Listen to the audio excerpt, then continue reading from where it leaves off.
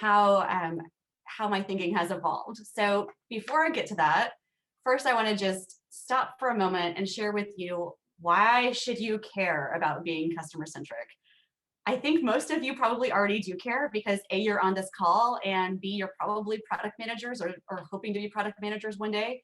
And as a product person, the whole goal is to put yourself in the shoes of your user and really spend time to deeply understand who your user is. So it's great to say that empathy is important, all those things are important, but it also has really good business outcomes when you spend the time to do that. So most of the stats that I have here are from McKinsey and Company, which is a large consulting firm. They do a ton of work on transformation, digital product management, et cetera. And I'm a huge fan of theirs. But across all of these categories, you can see that there are increases when you really focus on your clients and your users. Client satisfaction increases 20 to 30% if you're actually focusing on your user base. Same with financials, increased 20 to 50%. And I personally have seen experiences where that's happened on the products that I've worked with. And then engaged teams. So as I was thinking about what I wanted to share with you all, to me, getting the team right has to be the kind of the first thing that you focus on. And then giving the team the tools to have access to users, be able to do the research, iterate quickly. Those are really critical. And I think if you get the right people and you give them the right environment, you're going to have a lot of great engagement and better ideas than if you kind of follow more of a traditional command and control structure, which is super antiquated nowadays, thankfully. And then I think speed to innovate is also really, really important. And if we're customer focused and we are really structuring our teams, both from a product lens, design, IT, and we get to the right agile state, we're really going to be moving a lot more quickly and innovating a lot faster. And I've had the fortune to work at companies where that has happened. I've been there, feel like I end up at places right when we're transforming. And so I get to go through the pain of that, but you get to see the goodness on the other side. And that's really no different than what we're doing at Block. So it's like an exciting time to be there. And last but not least, career success, because you're hitting all those other things. You're bringing in more money, you're having an excited, happy team, you're having happy clients, people notice those things, right? And so if you're on this call or you're part of products that count because you're interested in your own career success, the good news is that that will come as well by implementing some of these practices. But I want to take a moment and kind of do a little bit of a step back and share with you where I've come from and really my evolution into realizing that this customer-centric view matters. So I started out my career at San Antonio Spurs. I was a web developer and designer there. They were, I don't know if you guys remember, there was a time when that was thought of as one job. So I used to do both. I would do my beautiful drawings, which now that I think about that, they're pretty atrocious. So thankfully we have great discipline around that now. I do my little drawings in Photoshop, and then I would put everything into code and push it live to the website myself and all of that. So the autonomy was great and the empowerment was great, but I was like one person. And what I realized is most of the work I was doing was driven by what my director on the team told me to do. So go build this great, this is to tell you how old I am too.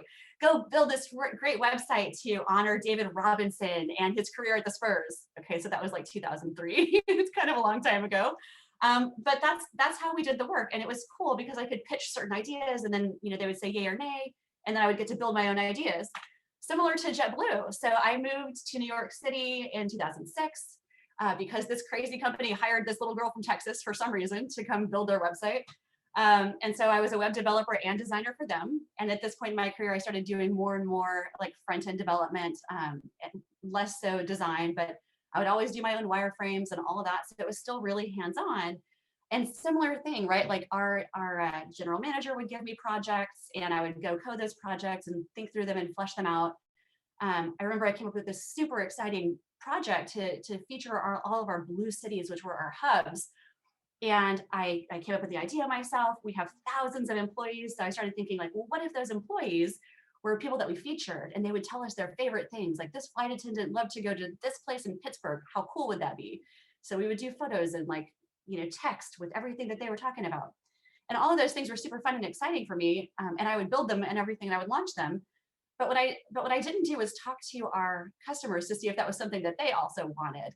And at this point in time, and this point in my career, I wasn't really like concerned with data or metrics or any of those things. It was just like, oh, I did the thing you told me, or I came up with this idea and I did it, and that's cool, right? That's great. I also got to do like really fun things. Like here I am in my neat little desk, and I had great teammates that were celebrating my birthday, and it was so fun. And then I got to go to the Simpsons movie premiere, which that's my claim to fame in 2007. That was really cool. But that was that. And then I came to this crazy company in 2009 called DirecTV, which I loved this logo, by the way, because of like the shine, and you see the movie magic and everything else there. So one of the guys on the call earlier was mentioning ROAS and selling ROAS. And I was like, oh yeah, I know what those are, because we used to be really interested in that. That's really great to hear about. So I came to DirecTV, and things started out very similar to my prior experiences, where our director would tell us what to build and why to build it and all those things. And, we do lots of reviews with him, and it was great. Except for, there were lots and lots of reviews at that company. But then we did this really, really cool project called DirecTV Entertainment Portal, which was the predecessor to DirecTV Everywhere, which is our streaming service. And I remember, man, this was just so life consuming for me. And this was also the point in my career where I got my first team. So I ended up building a team of, like, we called them producers at the time, but we were kind of doing a hodgepodge of putting websites together and pushing them live and doing requirements gathering and working with IT and working with design. So it was an interesting role, which is how I got into product management. Stopped actually doing my own code at this time, which was heartbreaking, but necessary. And we built this really great interface, all focused on helping users search and discover content that they could watch on their device or on their television. And everything was going great. Like, we were basically code complete. And then something very odd happened. Our director told a few of us that we were going to fly to LA. So we were, working in New York at the time. We're going to fly to LA. We were going to do this really weird thing called usability testing, which was something I had never done. And so I was like, oh, well, that'll be interesting. What's this? And so we ended up going to this really slick building in LA. It was theater seating. There was, two-way glass, the whole deal. And the researcher sat down with some of our customers, and they went through this beautiful, perfect experience that we made. And there were no issues at all. And if you believe me, then you just shouldn't listen anymore. That's the opposite of the truth and the opposite of what happened. The good news is that we actually did a lot of things right. Certain things worked. People could generally find shows that they were looking for, but we actually did a lot of things wrong too. And I was so surprised. Like, the calls to action, the buttons that are on the pages here, you can see online, you can see on iPhone, on TV, like, we just didn't get that right. Like, people were super confused when they were trying to find something. They're like, well, if I just want to watch stuff on my device, why are you showing me stuff that's only available on TV? Like, I'm clicking into things, and it's not stuff that I can watch on this device. And so it was just one of those moments where, I had never done that before. I had never done usability testing. And of course, for us, we've been working on this thing for almost a year, and it made total sense to us. And so seeing that moment, that aha moment, I was like, oh, shoot, we really have to test everything with clients. And I know for those of you that are on this call, you're probably like, well, yeah, obviously that's the way that it's supposed to work. But for me, at that point in my career, it was just this big revelation. So then I became super passionate about testing all of the things, and was fortunate to be able to, as a product manager, and as I grew in my career at DirecTV, implement, those moments, those phases where we were going to test something. So nothing really went out the door without us doing different flavors of tests. I was also there when we created what was called the Digital Entertainment Product Group. And that group was intended to craft that discipline of product management. And this was probably 2012-ish, so 8 years ago, which feels like forever ago now, but also I can remember it like it was yesterday. And we started putting together these best practices around what should you do to bring a product to market. And we backed up and worked with our research partners and said, well, we really want to start with the concept and test the concept. And then we want to get into what feature set makes sense.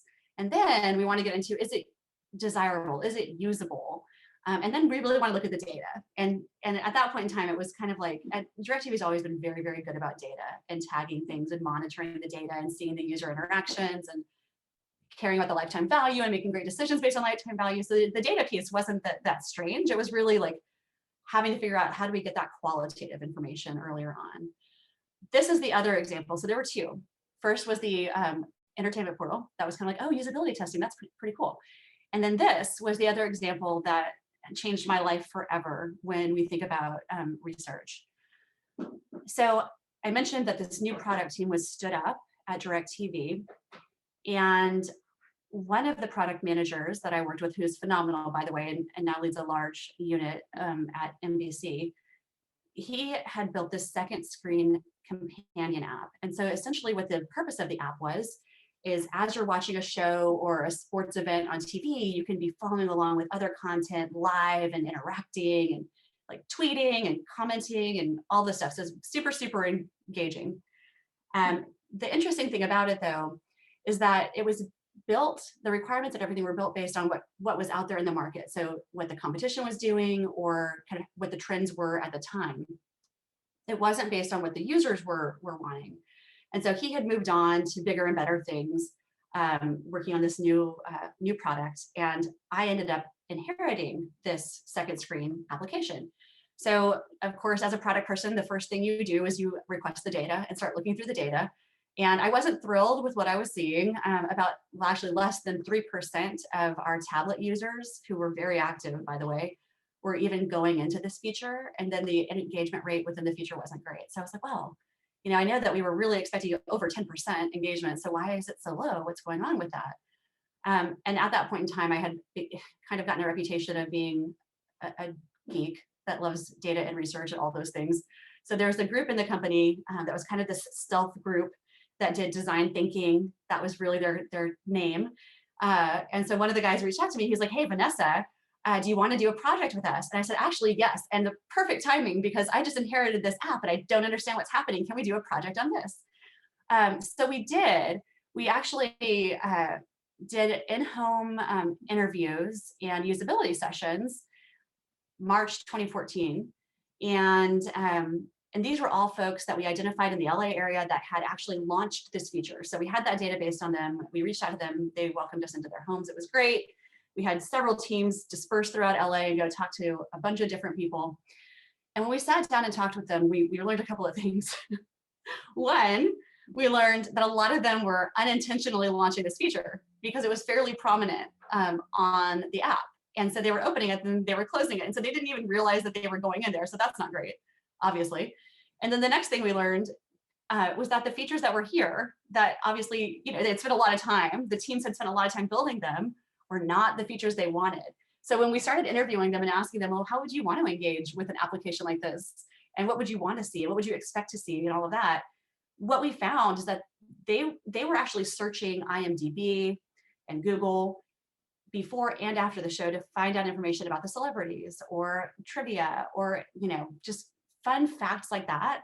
But they weren't wanting to be distracted in the moment, which as I say that now, it kind of was like, yeah, that makes sense. But back at this point in time, there was this big movement in live TV space that was all about engaging with the user. And there was a ton of different social experiments going on. So, it was kind of sad, kind of funny, another like total light bulb moment. Because what we realized is, most of the metadata that these clients wanted was data that we already had. We just had to make it available in a very different way so that they could engage with it from us and not have to go to, IMDb or Google or somewhere else to try to find it. And what that also told us is that every time we were going to build something from now on, we're going to start with the user. We're not going to start with a competitive analysis, although that's important. It's not where we should be getting our ideas. And as we're designing it, we should be working with users all along the way. So a couple of great things about DirecTV that has helped shape, the way I think about the way that we work and need to work going forward is that we were very focused on ongoing education and upskilling and training of our people. I remember as we were kind of going through these, aha light bulb moments, some folks went to Cooper, which is I think called Design It now, in San Francisco, and did one of the UX boot camps and came back like so inspired about putting the user first and doing scenario planning and all of these things. And then wave after wave of us on the product and design side started going through this training. And so we would begin everything with workshops that were really focused on knowing the client. And we've evolved, like, going on from DirecTV, we've evolved that practice a lot.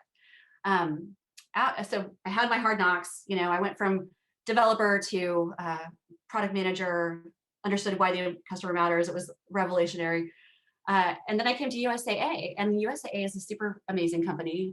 If you don't know about USAA, it's focused on serving military members and their families. And they are so customer focused. The stats around USAA and the retention of membership is just absolutely incredible. At this company, I led the digital investment product space. When I got there, my team the digital team was comprised almost 90% of investment professionals. So these folks were like FINRA licensed, like Series 7, Series 24. They knew their products like the back of their hands. If you ever had a question about a mutual fund, or they were the ones that would tell you. But as far as digital technology goes, that was not their expertise. And so that's part of the reason that I was brought in. And what I found is that, when I was looking at our web pages, and I was not sure like how interactive this was going to be, so I was going to ask you guys a question, but I guess I won't. We had a lot of really technical jargon on our website. We talked about like Morningstar funds, and we talked about different types of IRAs, not explaining what an IRA was. And so as a layman coming in and looking at that, it's like, oh gosh, this is probably not going to make a lot of sense to people. And when we started trying to understand our users and their perceptions of investments, a lot of these folks are enlisted, straight out of high school kids, and they don't have any sense of what an investment product is. In fact, USAA started for officers in the military, so a little bit more elite. And so even with our entire population, only 30% understood what investments were to any degree. So we realized that we had to dramatically change the way we were approaching things. So one of the things that I did, and I know this is not going to probably come across very well on the screens that you guys are on, but the whole point of this slide is to show you that I created a process that I wanted us to have, not a process that we had. So this was my kind of marketing collateral. And also another side note, when I joined the company, we were not called product managers. We were called channel managers. And there's a big focus on just acquisition and sales, which is critically important, but not such a focus on the user. So I had the opportunity at that time to find a couple of advocates that were more senior to me, that were really wanting to kind of transform the organization. And they were very open to different thoughts and why being user-centered mattered and how much it played into the mission. And so we were able to implement a lot of positive change, including a product management discipline there. And we brought in General Assembly training, which is how I know General Assembly and how I got connected with Tim. And we brought in training for, I guess, greater than 200 product managers at that point, and really showed the value of not only being user-centered, but also iterative design and getting feedback regularly before you really put anything into production, and then how fast you can move with things that are in production. So I printed this up as a placemat. This is a note if you guys are ever looking to change something at your organization. Created a slick graphic, printed it up as a placemat, started handing it out and having one-on-ones with senior leaders in different parts of the company, which we had like 30,000 employees, so it's a fairly large company. And I remember going back to meet with them, later on, and several of them had this hanging on their wall after that. So it was pretty cool to be like, oh, you guys are actually paying attention and you kind of liked something we said there. And then the next meeting we had, I could point to it and be like, oh, remember that? That's what we're doing right now. So it was nice to use this as a framing device and also something to be able to talk to my team about as far as this is how I want us to start working. So a couple of proof points. Why does it matter? We did a redesign of our entire storefront, all of our marketing landing pages while I was there, and everything. It was really a positive improvement. So we went from like lots of text, lots of jargon, things that our customers didn't understand, to something simple, very graphical, plain language. And for our IRA specifically, this was like the biggest win. We had over 126% increase in accounts opened because of this landing page change, which is like, what? That's crazy. That doesn't happen. I wish I had those results all the time, but it was a great result. And then on our mobile app, we changed this, not beautiful page to this really nice page with a very prominent call to action and a clear, low initial investment amount. And we saw a 9% increase in people getting mutual funds with us after that change. So positive, really cool stuff. And then as far as like, why else does it matter? We were able to reduce our call center calls by listening to our members. We were over our goal by 162% based on the efforts that we did. We increased our investment account activity by 26%. Mutual funds, 32%. This is both, new mutual fund acquisition as well as cash flow. Our managed portfolios went up 42%, which were our most lucrative products. So super exciting anytime you get numbers like that on products that are really driving the business forward. And then our college savings plans went up 14%. So being customer centric matters. I told you guys at the beginning that the McKinsey data was true and that I've seen the experience myself. And then at the same time, even though we were reducing calls and we're getting more accounts, we also saw our satisfaction rate increase by 8 percentage points, which was really great to see. So one of the things we also did was we put together a lot of marketing material, internal marketing, to help share with the broader digital department how we were working. Our team had bi-weekly research share outs. So I was just going through this, as I was preparing for this call, and it was kind of ridiculous to see the quantity of research that we were doing. Interviews, user testing, A/B testing, conjoint. I mean, it was pretty absurd the amount of research that we were doing on a bi-weekly basis across a team of 20. But I think the results are, it's a challenge to get there. So you've got to put a lot of focus on it. The other thing I'll say is that we didn't do all the research ourselves. We increased our research budget in my department by 4x because we knew we wanted to be more customer centric and driven. So that's the other thing that I would recommend, is just making sure that you're allocating your resources appropriately. And they don't have to be just your teammates. It can be funding for external parties. Okay, so a little bit about H&R Block, which is where I am now. And it's an awesome place to be, an awesome time to be there, and a great time to work at Block. And the reason I say that is because this is our mantra: bigger, bolder, faster. Our CEO is all about us transforming and really becoming a digital company that has this great human connection and care. And I truly believe in the mission that we have about providing help and inspiring confidence in our clients and communities. It's a fantastic environment. So when I came to Block, the first thing that I did was a benchmarking assessment of who we had on the team, the way we worked, all of those things. And I should say, the transitions that we went through at DirecTV, the transitions that we went through at USAA, it was all team oriented. So sometimes it's like, who do you hire and what great ideas do they have? And it's also, who do you partner with and who's above you to champion the change? At H&R Block, I feel so fortunate to be at a company that is going through a transformation and has amazing leaders, as well as a team now that is just pushing for really positive outcomes and absolutely cares about our customers. So I think it's all about getting the team right too. So really the benchmarking was just like, here's where we were, where do we need to go? I used, if you guys are familiar with pragmatic marketing, which I imagine a lot of you are, most of you probably are, they do an annual survey, over 1,000, sometimes 2,000 respondents, depending on the year. And it's a benchmark of where product management is as a discipline. So I used that, created my own survey and fielded it to my team, and then used the comparison to analyze where we are, where we need to go, as well as empirical observations and workshops with the team. One of the big things is just that our research process wasn't very robust. We did usability testing. We didn't do a ton of other testing. So we started doing ethnographies and quant. That's been a massive improvement for us. We brought in a specific quant researcher for our team. She's been phenomenal, but we're still not exactly where we want to be. So we know how we want to grow. We know what a product organization needs to look like. We've hired folks. We brought in training. We've done product management training. We've done agile training. We just recently did service design training, which was so great because it is truly rooted in all the different messages and ways that your customers will engage with your brand. And we're also moving to more of a DevOps model now, smaller teams, faster ability to get things to production. That's very much a work in progress, but we still have a lot more ahead of us where we want to get. So we've kind of got this roadmap of where we want to be in a few years. So we're marching toward that heavily. Another process, but process matters. So it's important to get your process going and your process right. So we've implemented a process of how do we gather ideas, how do we validate them, how do we research with clients, design and prototype research, and then before we move something to production, do we make sure we get them? We have to make sure we have the metrics right and everything else. But the whole point of the slide is just to ensure that as you're thinking about the way you want your team to work, make sure that you have your customer checkpoints involved in that every step of the way. So our team has evolved a lot. So we've made a lot of org changes. I'm sure any of you that go to a new company, the people that you have there may not be the people that stay there. Some of them will because they want to be there with you. They want to go through the change with you. But a lot of times companies bring in leaders because they want to see an evolution of the culture, right?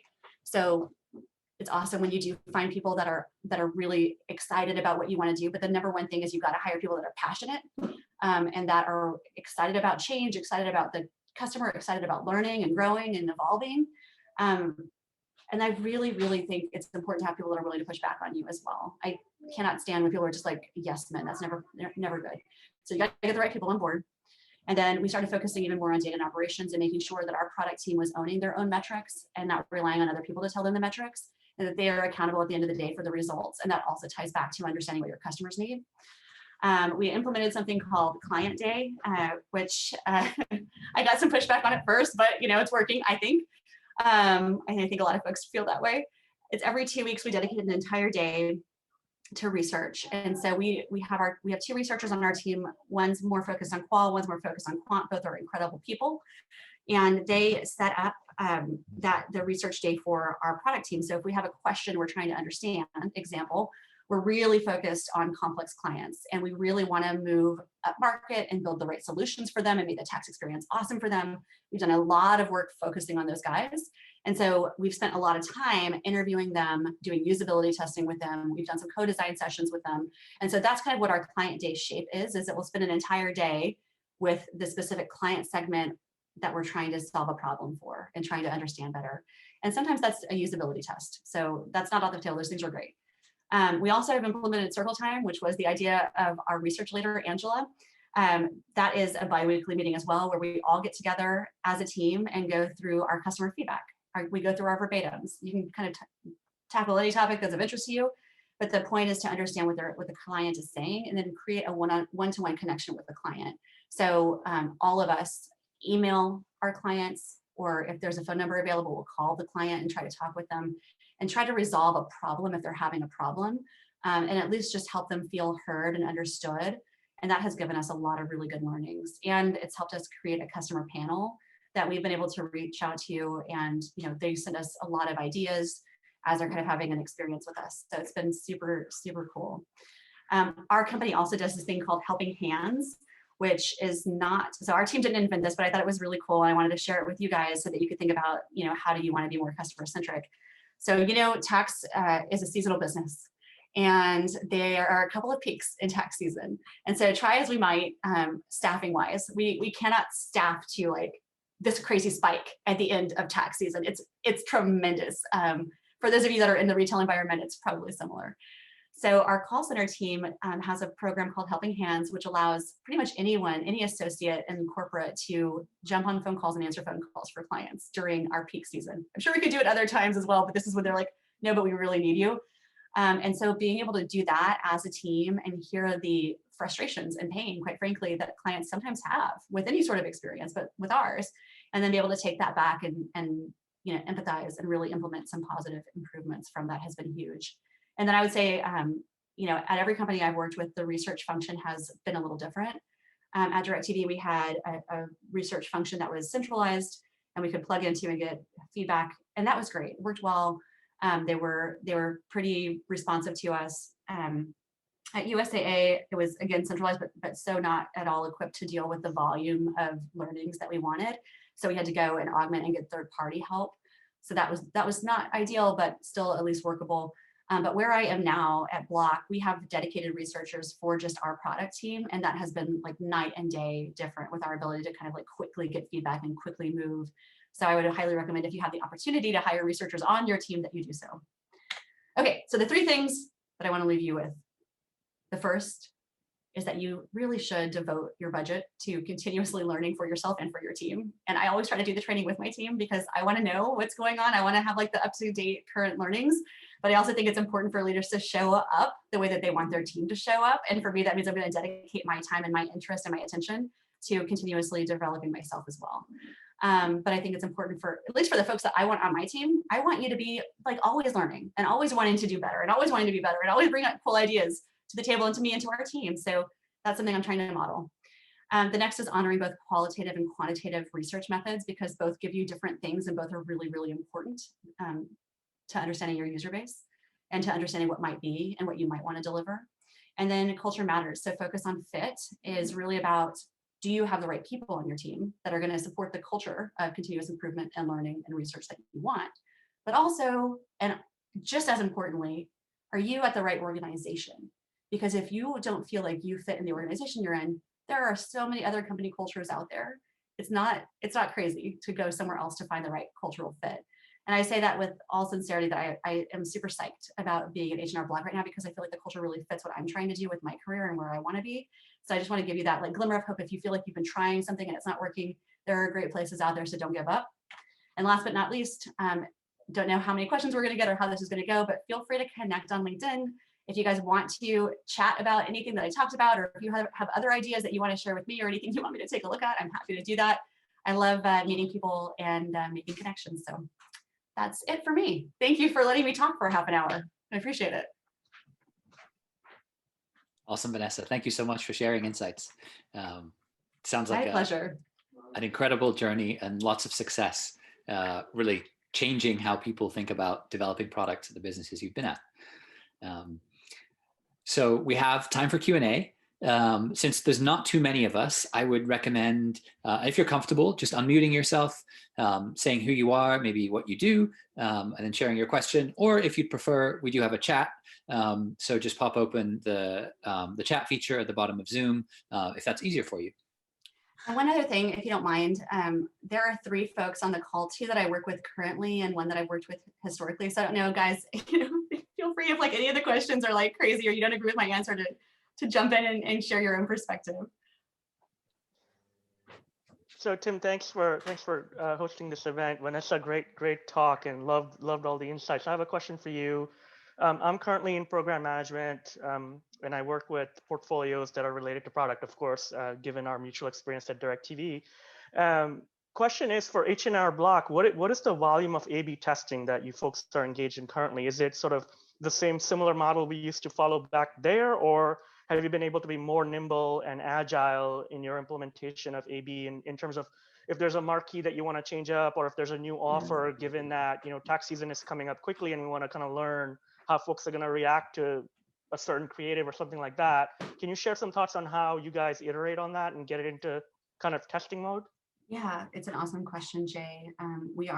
So depending on where the test needs to be run, it's a very different answer. Excuse me. So if it's a test that's going to run on our .com prior to authentication experience, we test easily. We use Adobe Target. There's a process for that. There's a team that manages that, and they do quite a good number of tests every year. Within the product, it's a very different experience, and it's an older code base. And so we do a lot of A/B testing, but we work with development teams to build it. So it's not as flexible as what we would love to see. We're doing an integration now with Adobe Target. So this season we will go in with that capability to test, and we're going to go in and we're going to test more than we historically have. But we're also working on our future state. So when I talk about being excited to be a Block, a lot of that is because we're building some really cool stuff right now, and that will be a fully flexible software-based code base with the ability to do really, I would say we will maximize our testing abilities with that. Thanks for that one. Yeah, thank you for asking. And I have a follow-up question if no one else does. I'm sorry, I have a lot of questions today. Being in your regulatory environment with taxes and all of the government oversight that your team probably has to deal with from legal, do you ever get pushback on sort of wanting to develop certain features or going in a direction that might kind of put constraints on your timeline, on your development? Yeah, we do. Especially when you think about like entertainment or travel, which are not quite so heavily regulated, and you kind of do, it's like the Wild West over there. Yeah, we do. But we have some great legal partners we work with, on a regular basis. And one of the behaviors at our company is to be bold and to take risks. So we're using that phrase a lot lately when it comes to some of the things that we want to do. But my kind of in between DirecTV and Block stint at USAA, which is really regulated, makes me feel like I have almost free reign. So I think it's all subjective.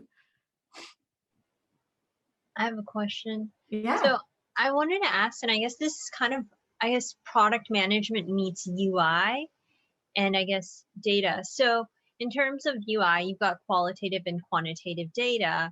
And sometimes you hear, like, depending on the different cultures, like I've even heard like Spotify actually doesn't value qualitative data as much as they do business intelligence. And do you ever have that conflict between like business intelligence data versus the UI data? And like, how do you grapple with that? Because I feel like people sometimes will argue, oh, this qualitative data is actually not relevant. Like, you can't have that generalizability the way like people mathematically prove quantitative data can. And I find that being a product manager, you're going to grapple with that. And so I guess, what are your thoughts of how do you balance that business intelligence kind of knowledge with the UI research? Oh my God, I love that question. That is such a great question. I haven't heard that in a while, but I have heard that. So I've been there at USA. We kind of had some of that a bit. We had and I will just also say this, pretty much everybody I work with is smarter than me, and I couldn't do it without them. So thank goodness for them being there to teach me.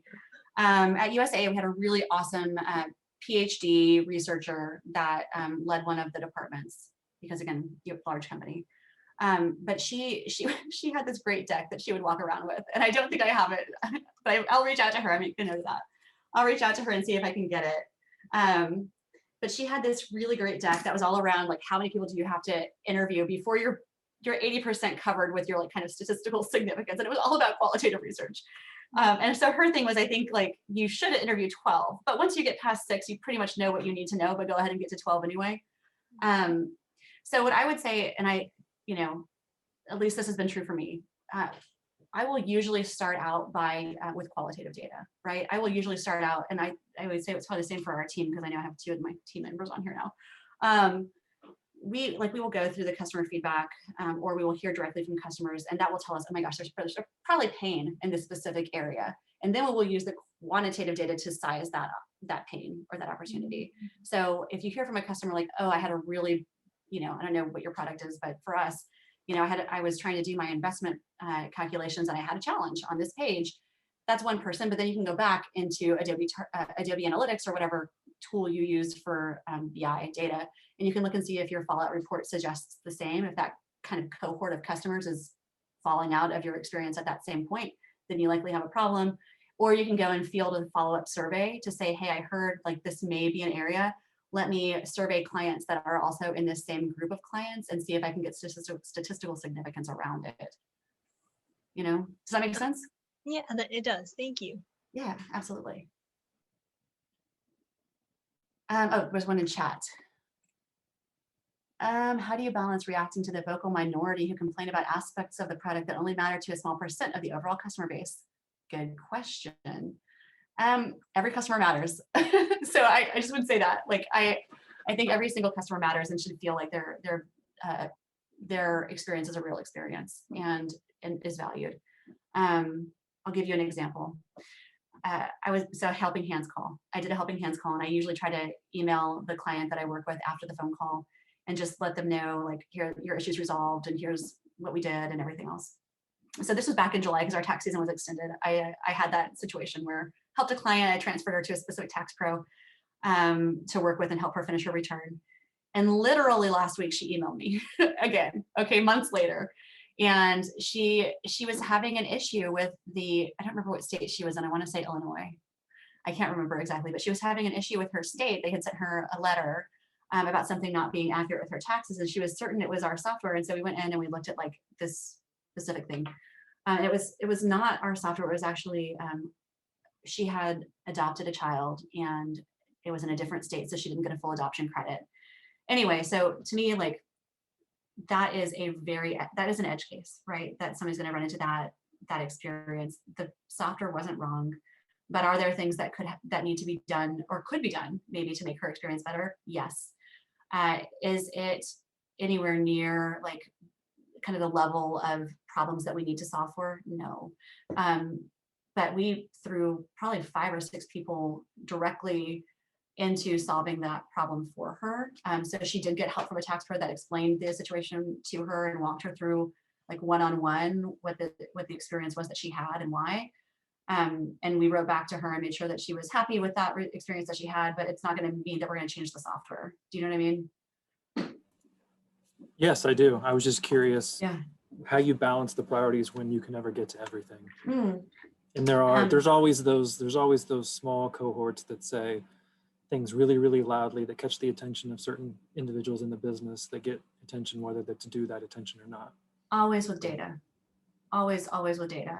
You know, and I'm a huge fan of modeling financial impact out and being able to use that in influential decisions. So, you know, everything we do, thank God, since we're digital, is quantifiable. It's great. Yeah. If I could just add to that, Vanessa, I don't know if can y'all hear me all right? Sorry, Yeah. I'm outside. Yeah, we can hear you. Baby. I just think like it's a really great exercise of empathy too, right? Because again, we can't solve for every problem that's out there, but to really truly remain customer centric, like you have to like exercise your empathy, right? Like how do you exercise your empathy and make sure that you're constantly caring about what the experience that your client's going through? And I think to your point, like that's not something we're going to fix, but it's something that's worth understanding so that you continue to build that like strength around empathy that really truly reinforces that drive to have customer centricity. Absolutely. I like love that that. answer, David, because that helps you understand maybe tertiary things that you might not have been more tuned into, even though you may not solve that particular problem. It may influence other greater problems. That's a good Absolutely. insight.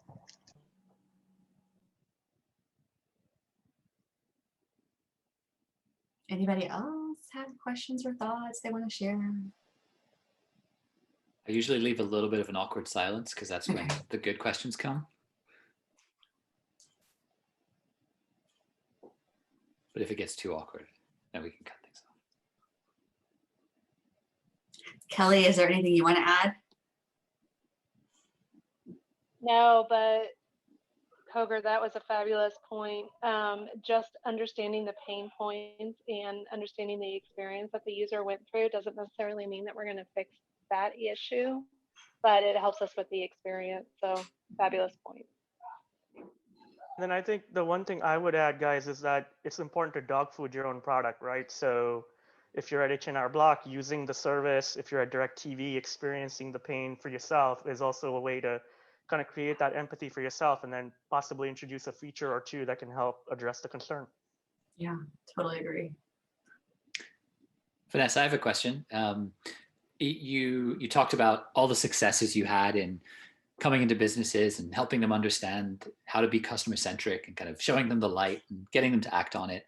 I'm sure there were challenges along the way. How have you run into folks who maybe don't see the value, and what tactics do you use there to help them, understand and at least be willing to try out a different way of developing products? That's a good question. I've become a lot more politically correct over time because I used to not have very much patience for anything, especially that sort of thing. There are some folks you're just not going to win over. I'll be honest. There was a specific character that I was working with recently that there was just no way he was going to change his mind. But what I have found is that there's always someone that's willing to listen, and I'm not always right. Like I have learned what I've learned because I have been wrong a lot, like back at the DirecTV days before we were testing things, it's like, shoot, how many things did we get wrong? And I just remember like going back to like the data point, back when I was a product manager back in the day when I was doing my own products, I remember putting stuff onto our entertainment pages and just like refreshing like Adobe and watching the data. Like I was so worried about certain features. I'd be like, refresh. Oh, that's not working out. Well, swap it out. But to me, like what has helped get folks there is being able to kind of point back to like personal experiences and walk them through things. And then also like really understand what their goals are. Like what do they want for themselves at that company? There's always something, so the people that I have the most challenge with, I think, are the ones that are like, I just want to coast and I'm going to retire in like 5 years. So I don't want to, I really don't want to change anything. Most companies don't really want that mindset, and I think, so hopefully you're in a place where that's not the case. But usually people want more responsibility, or they want that next title, or they want the next big project, and for me, like if I understand that about you, I can then tie what I think would make sense for us to try to your goal. And you're gonna, once you start to see, like, we'll do like a small test, you'll see a little bit of a success, and then you'll want to do more and more and more of that. And so coming into this new company, I've been fortunate. Like at first it was a little bit rocky, and I remember I won't say names, but one of the guys that, is the same level as me said, VPs that come in from the outside usually don't last here because it's kind of a hard place to come into. And I was like, oh, really? Well, why is that? Because it's too different, and because, you have to have relationships. I was like, oh, okay, well, good to know. And so we kind of like, we built up a relationship where now, like, this person is one of my best friends at work, and we do a ton of things together project-wise. And it's crazy to like see just how much it's changed, but he still had, so there's still just some mindsets that require changing. But I feel like if you can understand where they're coming from and then show little successes, then there's a lot more of a willingness to go along with you. But don't feel like you have to win everyone over. Just get a few folks to support you, and you'll be able to move mountains, at least so far. Hope it continues. Thanks for that. You talked about refining your operating model among PM, dev, design, and you talked about culture change moments. That often is about the process change. What are the top few things you'd focus on in a new org to refine? In a new org, Joe, can you explain that just a little bit so I make sure I understand?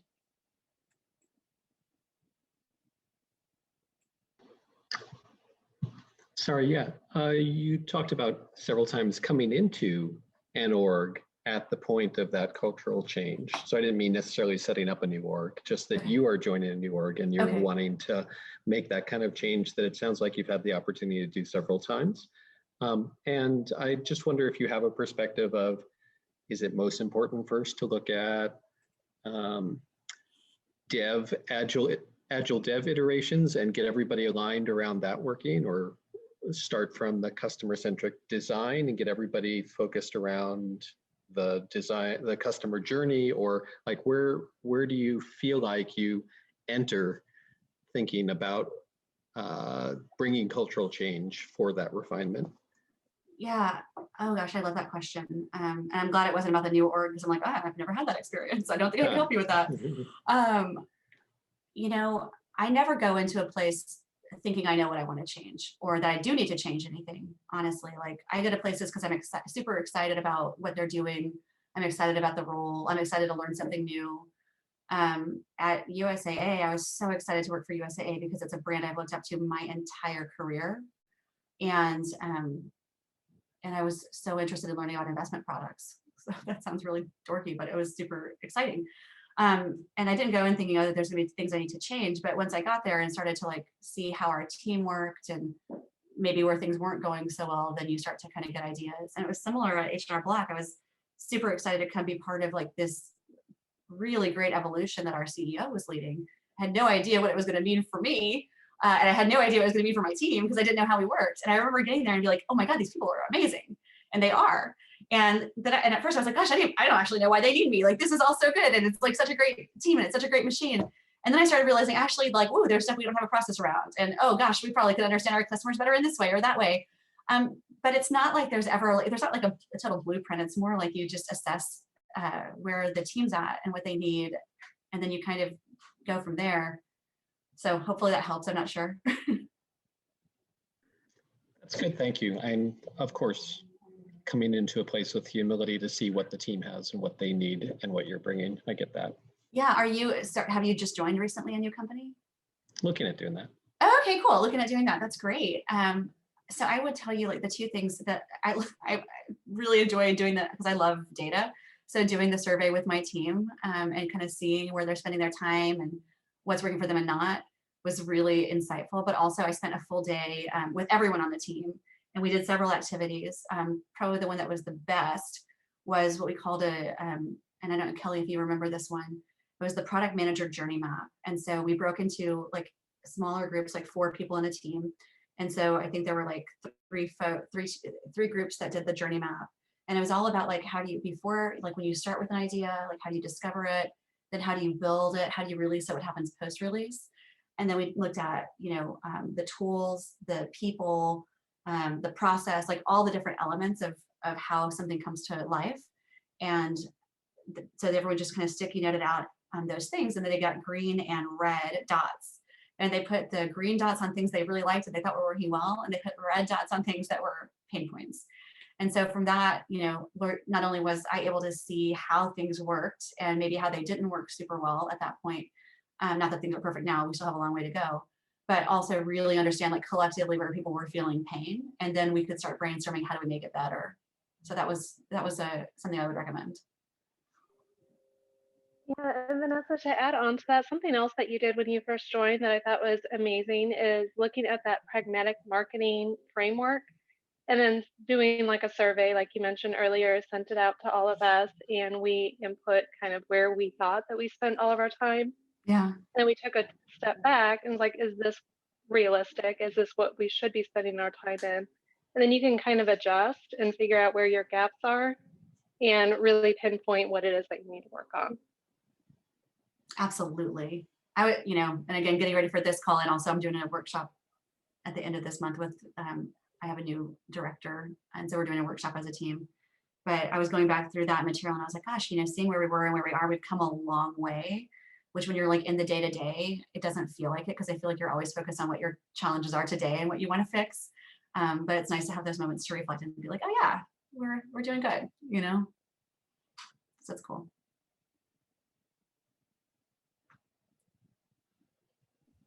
I have another question. I was curious about, so I know that it might not apply to H&R Block directly, but I wanted to know about so you have customer reviews of applications that you build, and sometimes those customer reviews don't actually represent the product's success. And so besides just using analytics to advocate, how do you show your higher end decision makers that there's still product success, even though customer reviews may not always accurately represent that? How are you determining that it's successful? Usability and engagement, and then actually, well, it's not right now, but in my previous professional situation, conversion. Mm-hmm. Yeah, so I would probably just rely on saying that even though but then how do you, is there a way as a product manager that you can show the product is successful even though the customer reviews don't match it all the time? I guess it depends on how I feel like I don't have a great answer for you, because I feel like it depends on how you're measuring success. To me, like, you want your customers to be happy and you want them to be converting. So you kind of want both. So I think, yes, you can say we're financially successful, but our customers are angry. They may not, depending on what your business is, they're probably not going to come back again, right? So that's not so great. You want them to both convert, but then also be really satisfied, so that they then tell other friends about you, and then they also come back the next year or the next month or the next week or whatever it is, depending on what your business is. One example from my life, like where it didn't work, so negative product example, and I hope that I don't, like, no one gets mad at me for saying this, but I worked on our like all of our entertainment products for a while, and one of them was a streaming video player, right? And I wonder if Jay remembers that. It was so bad. We, for whatever reason, we didn't go with like the best video players on the market. We went the different video player that our CTO knew the guy that had this company. And we, like, I so wanted this product to be a success because we put so much effort into this streaming service, and it was going to be like revolutionary for the company. But damned if that didn't have constant buffering issues. And like every time you try to stream a movie, it's like buffering. And we got so much, like, yes, people were streaming. They were streaming like crazy. Our success metrics were out of control, but they were pissed because it wasn't working well. It stopped after the first 10 seconds, and then that's why the usage was so high, because they right. were just like, oh my God, it's gonna come on at some point. Right? I'm gonna wait for a while. I remember like our senior vice president at the time being like, Vanessa, like, your mission is to go work with marketing so that they will talk about this streaming service. And I was like, yes, sir, I'm going to do it. And so I remember like being so gung ho that we're going to do this. And the marketing manager looks at me and she goes, I don't want to talk about a product that doesn't work. And she was so right. And I was like, damn, all right, man, back to engineering to beg them to like switch out vendors. But sometimes the product's not good, even if people are using it, it doesn't mean it's good. So anyway, my opinion. Like Jay said, we had to eat our own dog food at DirecTV a lot. And sometimes it was great, and a lot of times it wasn't.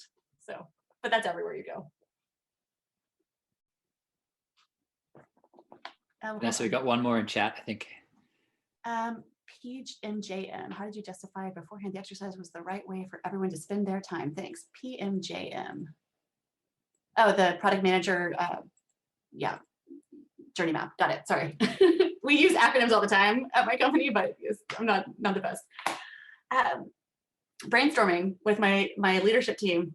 Well, I think it's pretty much always good to spend time with your team and get to know them and understand what they want and need. I don't think it's something that we do enough of because we're so busy. But for me, you know, I was new to the company. I had been there for like a month and a half, something like that. And so I wanted to onboard fast, and I wanted to understand my team. I wanted to understand how they worked. I wanted to understand what they cared about. I wanted to understand what was painful at the company, what needed to be fixed, what needed to be resolved. So that it was the right exercise because I talked to my team about like what would be the best way for me to learn, and could we spend some time together, like as like a bigger team, and could you guys help me like understand how you work and understand what you want from me, because that was a big part of it. You know, like I want to know what you want from your leader because I'm new. So now's the time to unload on me and tell me all the things. So just talking to people, pretty simple.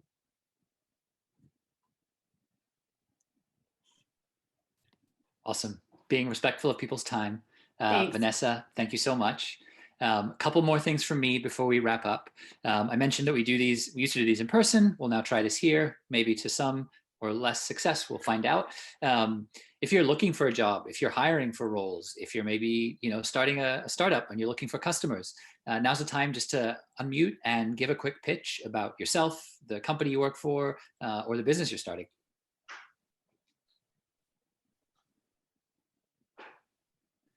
And I can take a cheap first pass because, I can. At Etsy, we are hiring. And there's lots of exciting roles in product management, as well as in product design and other areas. If you go to etsy.com/careers, we've got quite a few roles open right now. I'm more than happy to chat after this, if you're interested.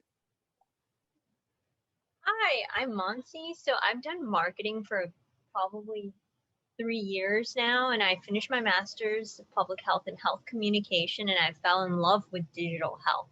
So I really love, and I actually got to be a mobile health consultant. So I know how to build an app, and I built a product before. And so I guess I'm looking for product management roles. And so that's my spiel.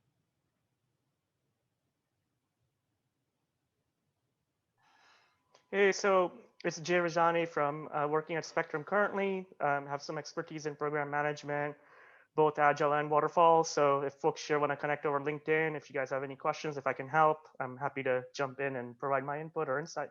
Thanks.